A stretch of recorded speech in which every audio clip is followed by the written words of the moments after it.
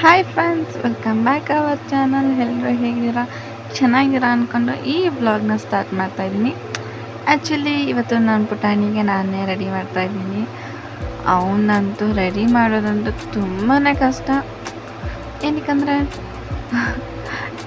ತುಂಟಾಟ ಜಾಸ್ತಿ ಆಗ್ಬಿಟ್ಟಿದೆ. ರೆಡಿನೇ ಮಾಡಿಸ್ಕೊಳಲ್ಲ ಅಂತಾನೆ.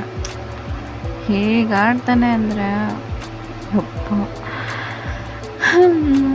ಬಟ್ ಮಕ್ಕಳನ್ನ ಆಡಿಸೋದಂದ್ರೆ ಏನು ಅಂತ ತುಂಬ ಖುಷಿಯಾಗುತ್ತೆ. ಅವ್ರ ಜೊತೆ ನಾವು ಕೂಡ ಟೈಮ್ ಸ್ಪೆಂಡ್ ಮಾಡ್ಬೋದು. ಮೊದಲು ಇರೋ ಥರ ಅಷ್ಟು ಸ್ಪೇಸ್ ಇಲ್ಲ ಅಂದರೂ ಕೂಡ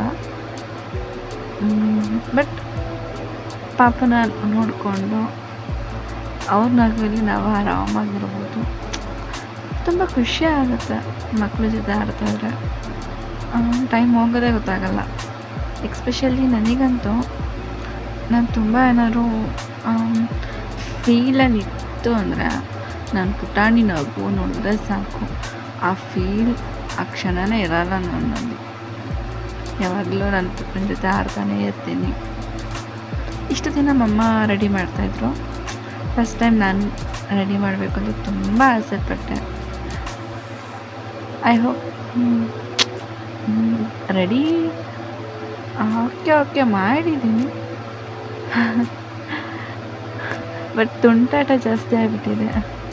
ಅವನು ಇವಾಗಂತೂ ರೆಡಿಯನ್ನೇ ಮಾಡಿಸ್ಕೊಳಲ್ಲ ಅಂತಾನೆ. ಯಾವಾಗಲೂ ಆಟ ಆಡ್ತಾ ಇರಬೇಕು. ಆ್ಯಂಡ್ ಬೇರೆ ವಸ್ತು ಏನಾದ್ರು ನೋಡಿದ್ರೆ ಅಂದರೆ ಅದು ಕೊಡಲೇಬೇಕು. ಬಟ್ ಅವನ್ನ ರೆಡಿ ಮಾಡೋದು ತುಂಬ ಈಸಿ.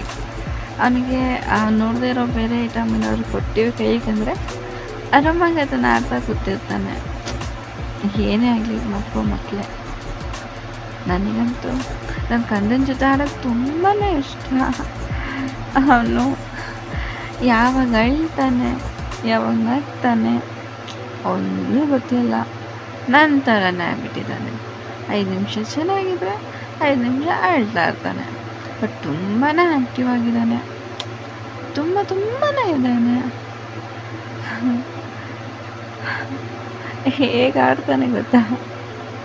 ಒಂದು ಕಡೆ ಇರಲ್ಲ. ಇವಾಗ ಅಂತೂ ತಿರುಗಿ ನೋಡೋಷ್ಟೊತ್ತಿಗೆ ಅಷ್ಟು ಬೇಗ ಮುಂದೆ ಹೋಗ್ಬಿಟ್ಟಿರ್ತಾನೆ ಕಂದ. ಹೇಗೆ ಆಡ್ತಿದ್ದಾನೆ ನೋಡಲ್ಲಿ.